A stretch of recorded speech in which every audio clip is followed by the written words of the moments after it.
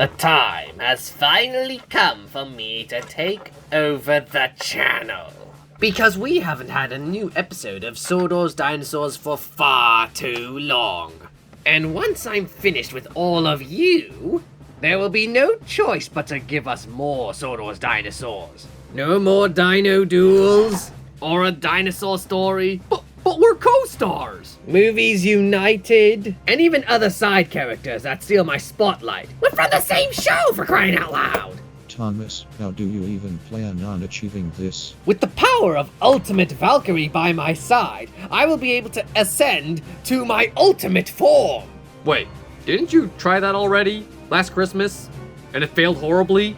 That was different, but this time, for sure, I can ascend to my ultimate form!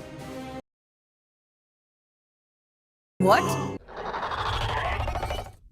Wait, hold on. This isn't what I want. No, hold on, no. Hold on, no, not like this. No, anything like this.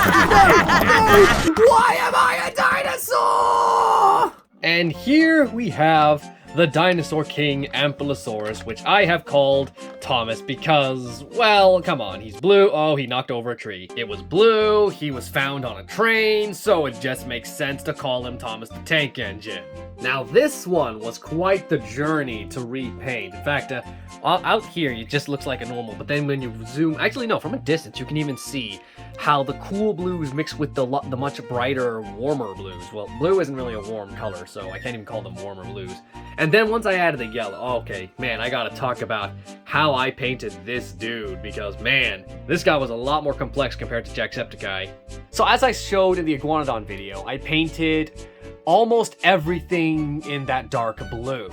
And the only parts I did not paint were its belly and the parts of its back, because I knew those parts were just going to be yellow anyway. So there was really not that much of an emphasis for me to paint all of that. Even the horns, like all the, no, not the horns, the spikes.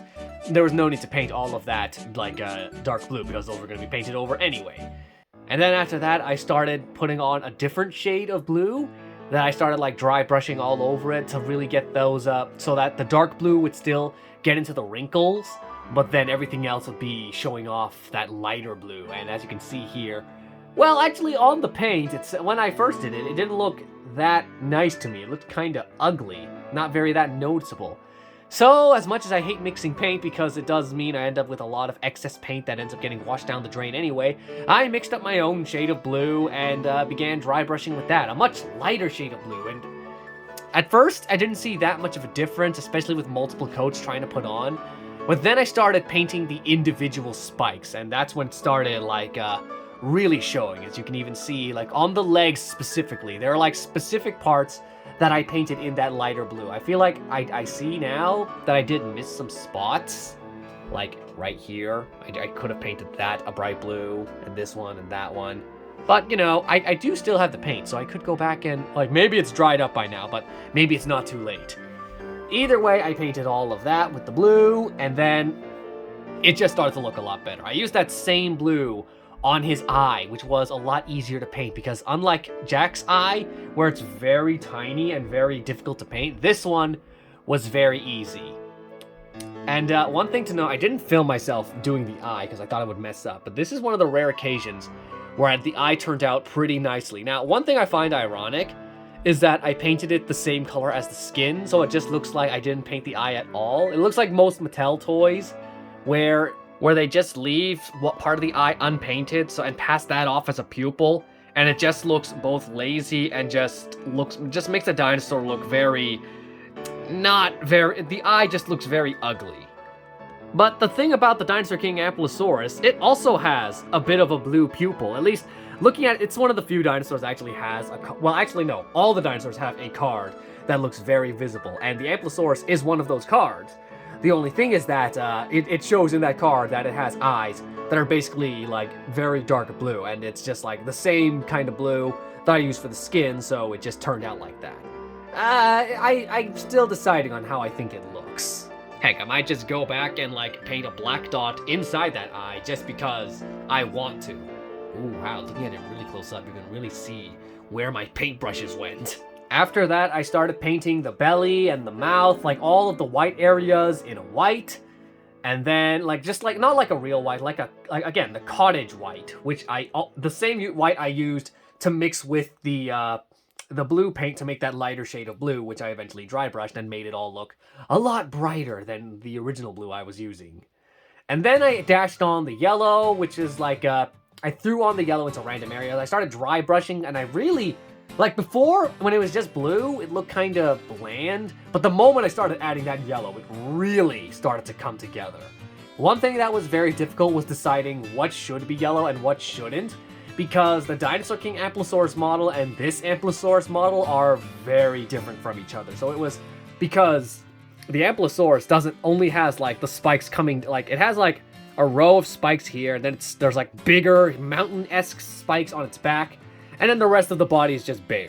This one, on the other hand, it just has spikes everywhere, and they're a lot smaller compared to the Dinosaur King Ampelosaurus. So I had to take some creative liberties and decide which spikes are blue and which spikes are yellow. And then afterwards, I painted all of the yellow bits. I didn't film this part, but I did do some dry brushing of white over the back and the spikes, because I thought that would help it like stand out a little more. And then I also like did a shade wash of like black on top of them to really help it. It's not as good as like down here where you can see the blues and the blues really contrast each other. The yellow, well, actually you can see a bit of dry brushing turning it into a green at the tip of the tail there. I do like how a lot of that turned out. And the best part about painting this figure, there are no like little pegs that are on most Mattel toys for the arms and stuff. So that just saves me the trouble of like having to deal with another eyesore of like just having an arm that's not allowed to move, otherwise it'll mess up the whole thing.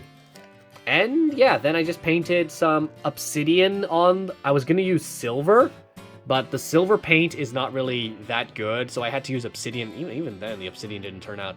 I did not do a very good job on these claws. I'll have to redo those in the future. But for now, this is what we've turned up with. A Dinosaur King Ampelosaurus with a very nice shade of cool blue and yellows that really help put it all together. And here he is next to Old Buck, who I covered in the last video. Well, not like the last episode of Rampant Repaint, but just like my last video of the year. Like the last video I uploaded. You get the idea! Not an easy repaint, and kind of a bit frustrating compared to other repaints, but still, I like the final result. Again, it's one of these ones where I feel like I will revisit it at some point, maybe do something else about like the different color for the spikes. And again, I do have to cover these toes because they didn't turn out that great up close and personal. And yeah, but that's it. That's the Ampelosaurus. Really liked how this one turned out. Now the next question is, who is the next dinosaur to get a Dinosaur King style repaint? Pentaceratops. It's Pentaceratops. I've been pushing this guy off for a long time, so the next Dinosaur King repaint that comes out will be Pentaceratops. After I'm done with the Jurassic Park builder Camprosuchus, because he's also been pushed aside for far too long, and he also deserves a repaint. So this is going to be my next repaint, then I'm going to do the Pentaceratops, and who knows, maybe I'll finally find that right shade of green needed, necessary, maybe not green, maybe just the right shades in general, to finally paint Limbo. One little side note that happened while I was like doing this is I found out that now the jaw can get stuck stiff, and I really like that because the Ampelosaurus just looks so much better with his jaw fully closed. I wish there was a way for like it would get stuck even more, so I wouldn't have to see the teeth at all. But you know, at least there's a way to know that it won't get stuck permanently. Like if I use the action feature itself, it doesn't get stuck. I have to really jam it in to really get it stuck. And I can still use the action feature pretty well. I mean, eventually, it's like compared to Tiny, the Yangtwanosaurus, where paint will rub off when I do this. Maybe it'll be the same for this one, but for, like, can I see right now, is paint scratching off? No, not really, not right now. I don't see any paint rubbing off. So far, this is has been one of the best repaints I've done in terms of a toy. It doesn't feel like anything's gonna scrape off just yet anyway. Kevin, are you stuck? You stuck over there, Kevin? Oh, and I can also move. Oh, nope, it was stiff.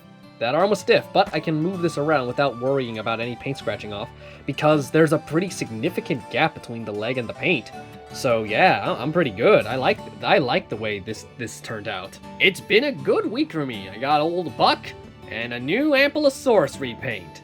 So yeah, pretty successful week. Wonder what's in store for next week. Maybe in a certain other The Hammond Collection Needs These Dinosaurs video? I spoke too soon. What is I just see some paint scratching off. Where is that from? Is that your feet? Is it your feet? It's gotta be your, yeah, it's your foot. Your foot is the one that's ruining the whole thing. How dare you? You say you're like it's this foot, isn't it? I see the You ruined things, Thomas!